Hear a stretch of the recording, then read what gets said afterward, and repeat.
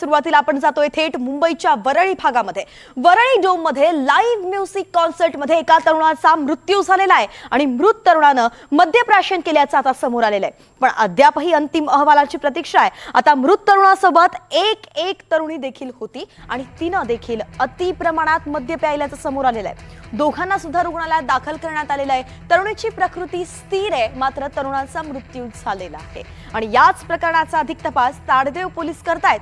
काही दिवसांपूर्वी गोरेगावमध्ये झालेल्या कॉन्सर्ट दरम्यान ड्रग्ज घेतल्यामुळे तरुणाचा मृत्यू झाला होता आणि या घटनेला अगदी काही महिनेच उलटून गेलेत। अशात वरळीमध्ये ही घटना घडली आहे आणि म्हणून एकच खळबळ पुन्हा एकदा उडाली आहे।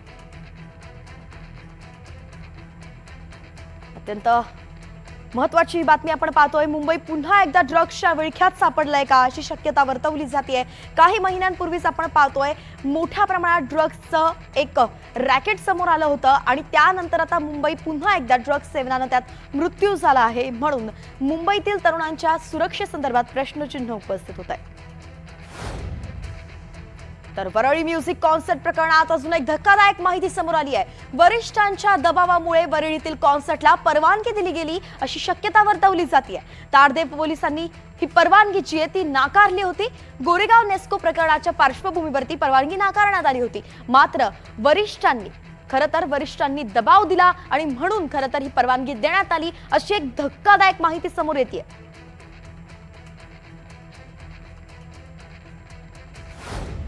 तर याच संदर्भातील अजून एक महत्त्वाची अपडेट म्हणजे मुंबईच्या वरळी डोम मध्ये एका तरुणाचा जो मृत्यू झाला आणि त्यानंतर वरळी डोम बाहेर पोलिसांनी कडेकोट बंदोबस्तात तैनात केलाय। त्यासोबतच कॉन्सर्ट मध्ये जे सामान आहे ते देखील वरळी डोम मध्येच पोलिसांनी ठेवलंय। अधिकचा तपास पोलिसांमार्फत सुरू आहे। तर याचा आढावा घेतलाय आमच्या प्रतिनिधी जुई जाधव यांनी। पाहूयात नेमकं काय काय घडतंय। गोरेगाव नंतर मुंबईच्या वरळी इथल्या NSCI डोम मध्ये देखील एका कॉन्सर्ट मध्ये एका तरुणाचा मृत्यू झाला आहे। वृषभ गांगुर्डे असं या मृत तरुणाचं नाव आहे। 28 वर्षाचा हा तरुण होता आणि माहीम इथला तो रहिवासी होता। याच मुंबईच्या वरळी इथल्या NSCI डोम मध्ये एक म्युझिकल कॉन्सर्टचं आयोजन करण्यात आलं होतं आणि हजारोच्या संख्येने तरुण तरुणी या म्युझिकल कॉन्सर्ट मध्ये सहभागी झाले होते। प्रचंड गर्दी झाली होती, मात्र ज्या तरुणाचा मृत्यू झाला वृषभ गांगुर्डे याने मद्यप्राशन केलं होतं आणि त्याचं सेवन खूप जास्त होतं। त्याच्यासोबत एक तरुणी देखील होती तिने देखील खूप जास्त प्रमाणामध्ये मद्यपान सेवन केलं होतं आणि जी गर्दी होती त्या गर्दीत वृषभ गुदमरला आणि त्यामुळे त्याचा मृत्यू झाल्याचा प्राथमिक संशय पोलिसांनी व्यक्त केला आहे। मात्र अजूनही वृषभचे फॉरेन्सिक रिपोर्ट समोर येणं बाकी आहे। काल रात्री जेव्हा त्याला रुग्णालयामध्ये दाखल केलं तेव्हाच मृत त्याला घोषित करण्यात आलं होतं।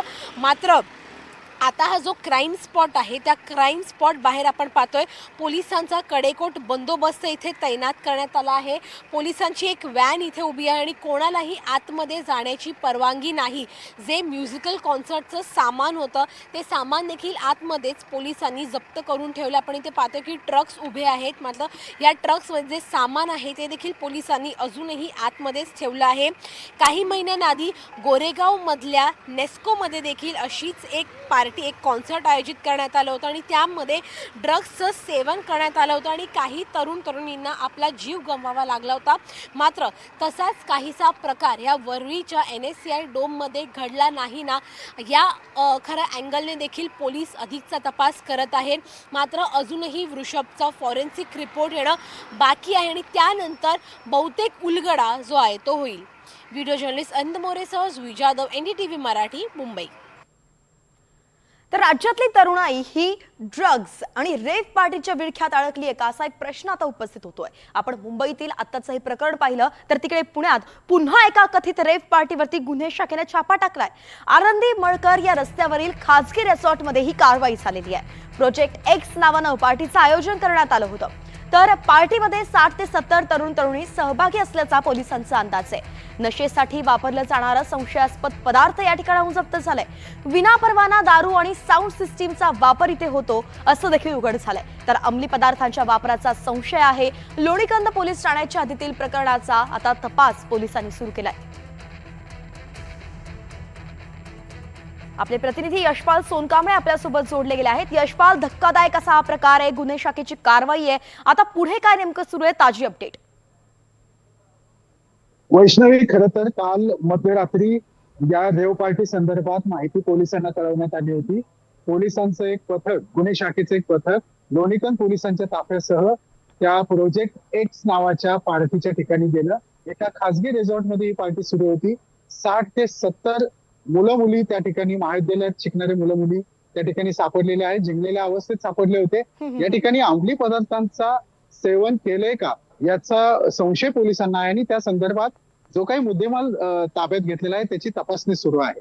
एकूणच आता त्या ठिकाणी 60 ते 70 मुली ज्या नशेत आढळलेल्या आहेत त्यांची मेडिकल टेस्ट सुद्धा होणार आहे आणि त्यानंतर खऱ्या अर्थाने यामध्ये अंमली पदार्थाचं सेवन झाले का नाही हे पाहावं लागेल. परंतु एकूणच पुण्यामध्ये आणि पुण्याच्या आसपास ज्या खासगी रिसॉर्ट असतील त्या ठिकाणी रेव पार्टी आयोजित केल्या जात असल्याचा धक्कादायक प्रकार या निमित्ताने समोर आलाय. पहाटेपर्यंत ही कारवाई सुरू होती. आता या पुढच्या काळामध्ये आणखी काही धक्कादायक माहिती समोर येण्याची शक्यता आहे. लोणीकंद पोलीस पुढचा तपास करतायत आणि त्यावर आपलं लक्ष असणारच आहे. वैष्णवी, अर्थातच यशपाल, आणि त्यामुळे आता याचा तपास होणं गरजेचं आहे. एकंदरीतच आपण पाहतोय मुंबई आणि पुण्यासारख्या मेट्रो सिटीजमध्ये हे गुन्हे वाढतायत आणि म्हणून तिथल्या तरुणाईंची सुरक्षितता धोक्यात आलेली आहे.